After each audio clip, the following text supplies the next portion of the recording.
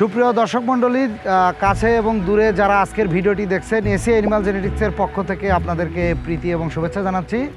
আপনারা জানেন যে সাইলেজ গবাদি পশুখাদ্য হিসাবে সারা বিশ্বে সমাদৃত এবং বাংলাদেশের ডেইরি খামারে দিন দিন সাইলেজের ব্যবহার বৃদ্ধি পাচ্ছে এবং বাংলাদেশে যেহেতু দানাদার পশুখাদ্যের দাম দিনকে দিন বৃদ্ধি পাচ্ছে, সেক্ষেত্রে আমাদের যারা ডেইরি খামারি এবং ফ্যাটেনিং খামারি তারা যদি চান তাহলে সাইলেজ ব্যবহার করতে পারেন। কারণ 1 কেজি দানাদার খাবারের যে নিউট্রিশন ভ্যালু যেটা 3 কেজি সাইলেজ দিয়ে আপনি সেটা পূরণ করতে পারেন। এসি অ্যানিমাল জেনেটিক্স আমাদের কন্ট্রাক্ট ফার্মিংয়ের মাধ্যমে সারা বাংলাদেশে আমরা উৎকৃষ্ট মানের গোখাদ্য সাইলেজ আমরা সরবরাহ করছি।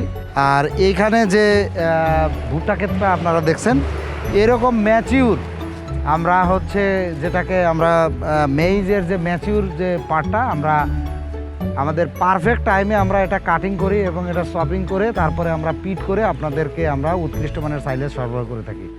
আমরা এইখানে একটা সাইলেজের যদি আমরা একটা অংশ যদি আপনাদেরকে দেখাই, তাহলে আমরা একটা গাছ থেকে নিলাম। তো এটা অনেক কোয়ালিটিফুল সাইলেজ করতে হলে গাছের ম্যাচিউরিটি থাকতে হবে এবং কোয়ালিটি যে ভুট্টা যেটা এইটা মাস্ট। এইটা কত দিনে আমরা কাটবো সেটা খুবই ইম্পর্টেন্ট।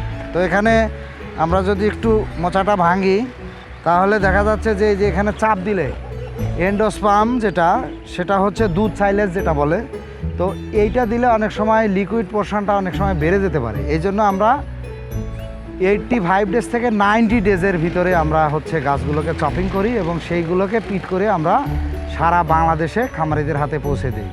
গবাদি পশুর জাত উন্নয়নের জন্য এসি সিমেন্ট ব্যবহার করবেন এবং আপনার খামারে যদি লাভবান হতে চান তাহলে দানাদার খাবারকে কমিয়ে আপনি সাইলেজকে এখানে রিপ্লেস করতে পারেন। তো দুধে মাংসে বাংলাদেশ এই গরুর দুধ এবং গরুর মাংস বৃদ্ধি করতে অবশ্যই এসি সাইলেজ ব্যবহার করবে।